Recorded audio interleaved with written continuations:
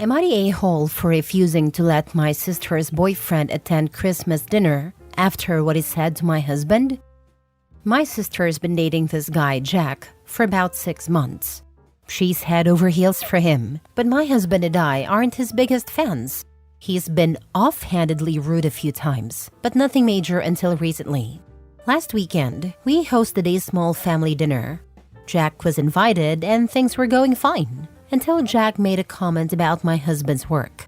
My husband is an elementary school teacher, and Jack apparently thought it was funny to call him a babysitter who actually gets paid for it. My husband tried to laugh it off, but I could see he was hurt. My husband works so hard and genuinely loves what he does. So I snapped back and told Jack that at least my husband contributes something meaningful to the world, unlike people who just mooch off their girlfriends. Jack is unemployed and lives with my sister rent-free. Things got tense, and Jack stormed out.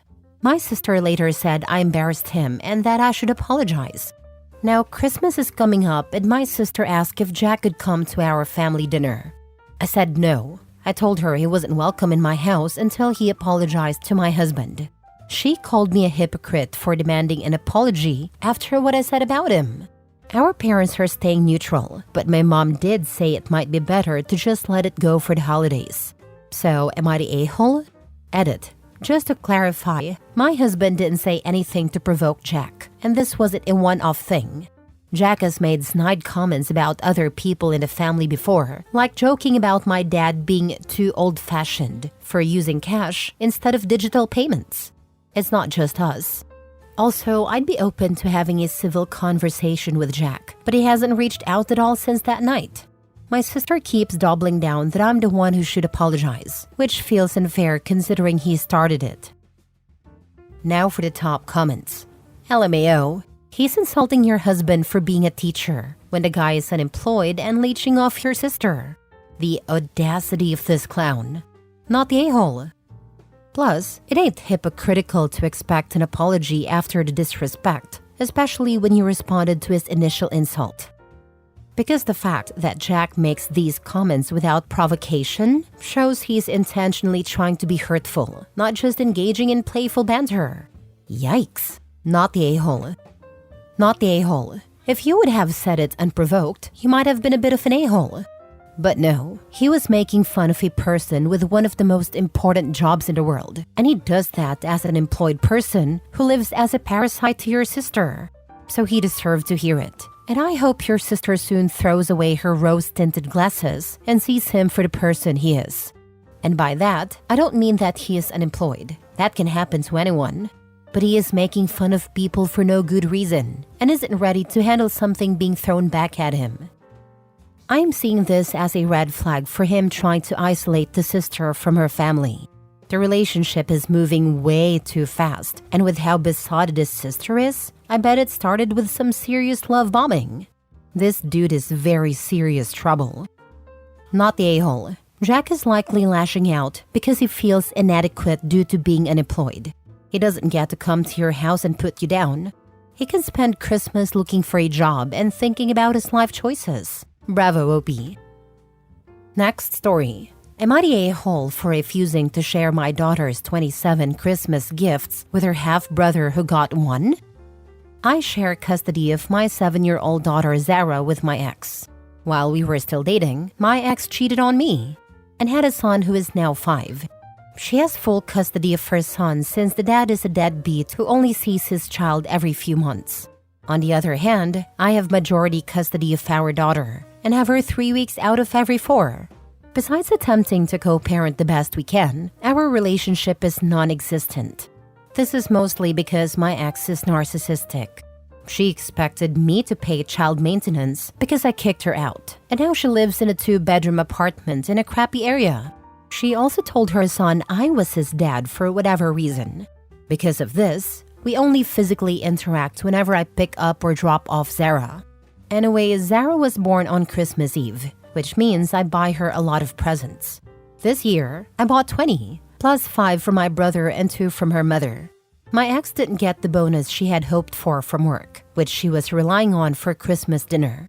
When picking up my daughter, she told me her mom had asked her to ask me, "Can we spend Christmas as one family this year?" aka my ex wanted it to seem like our daughter wanted to spend Christmas as one family and not her.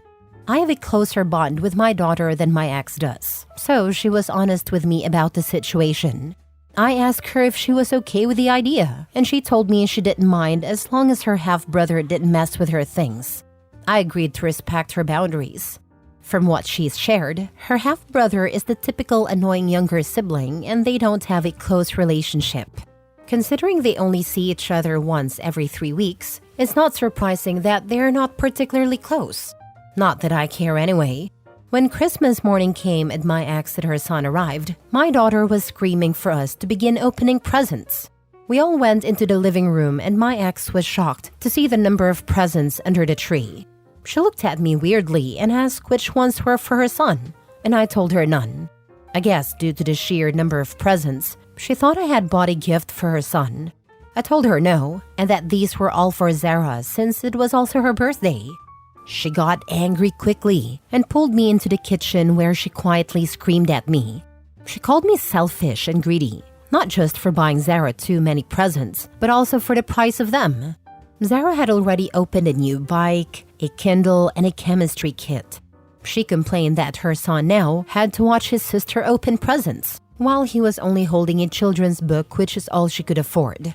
She then told me Zara needed to share her gifts and let her brother open the rest. I told her that was a no, and I was not going to force Zara to share the gifts she earned for being a good girl this year. This time, she didn't bother lowering her voice and full-on raged at me, saying I do this on purpose to get back at her for cheating and that I love being cruel, before calling me a sociopath. My brother came in, hearing the fight, and pulled some money out to give to the boy, but I told him to put it away and told her to get the F out of my house. She texted me the next day about how I ruined her son's Christmas because I refused to share a couple of toys that he cried all day. Do I feel bad? Sort of. But I don't think I am the a-hole since I did promise my daughter her brother would not touch her things.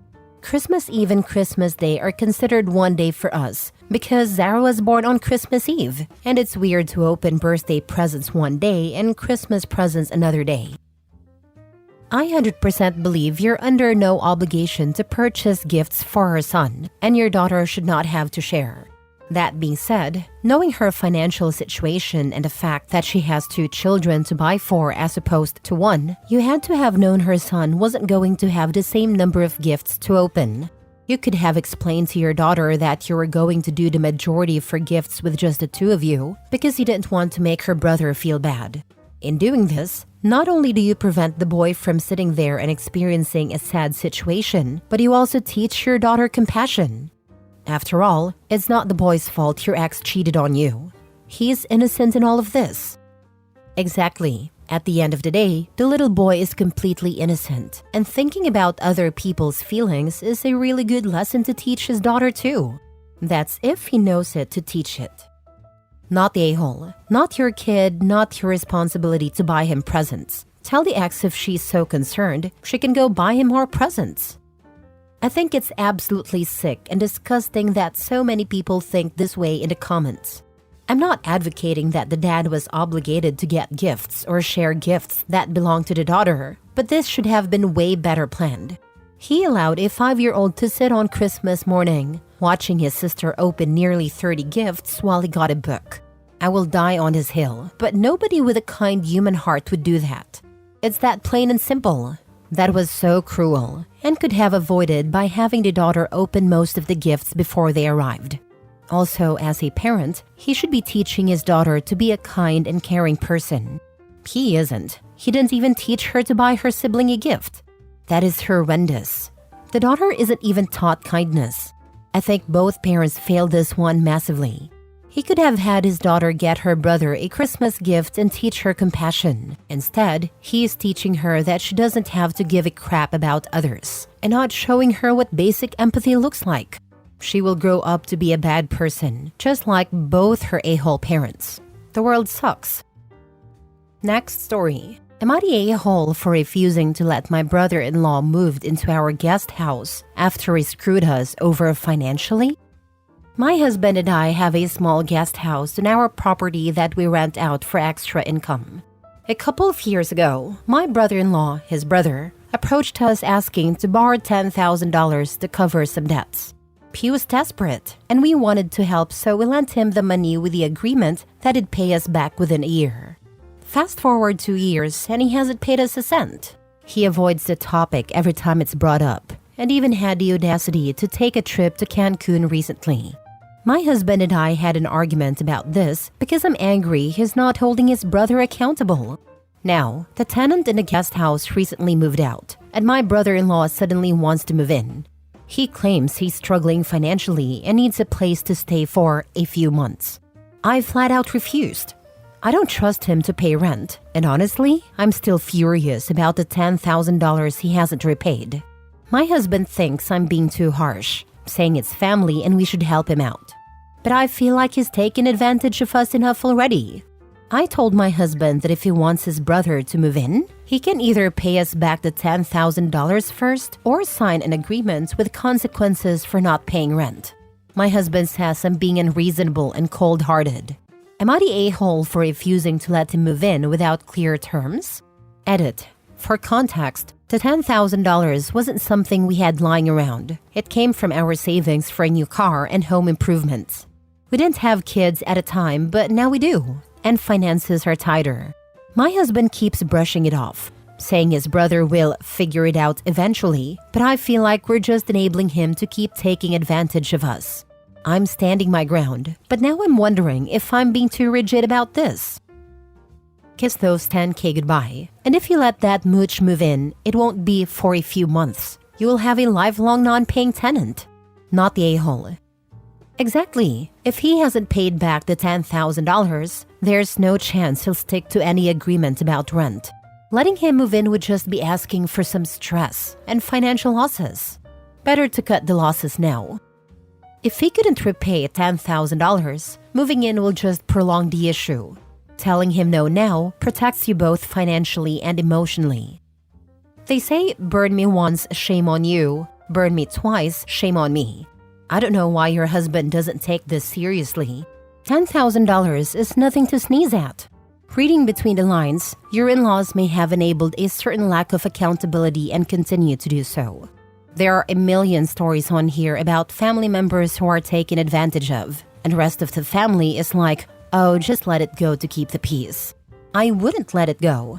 I'd refuse to see or speak to the dirtbag brother-in-law ever again until the $10,000 was returned, and I certainly would not agree to be put into a position to be burned again.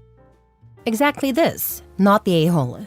$10,000 is a significant amount of money, and brushing it off for the sake of keeping the peace only enables bad behavior.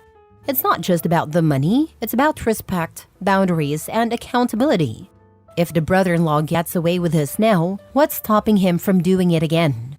OP has every right to protect themselves from being taken advantage of further, especially if their husband isn't stepping up to address the situation. Boundaries are essential here, and standing firm is the only way to avoid being burned a second time. My wife, God bless her, only allowed me to make a similar type of mistake once. My brother needed help, and I loaned him $600. Not a lot, but at the time it was 1/3 of my entire savings. Well, he forgot about it. I kind of forgot about it, but my wife didn't. The next time he came by, it was a flat-out nope. Not the a-hole.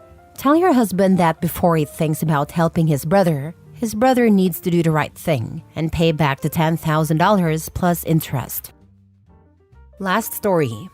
Am I the a-hole for telling my wife I don't want to spend Christmas with her family every year? My 30 male wife, 28 female, comes from a very close-knit family. Every single Christmas, we spend the holidays with her parents, sister, and her sister's family.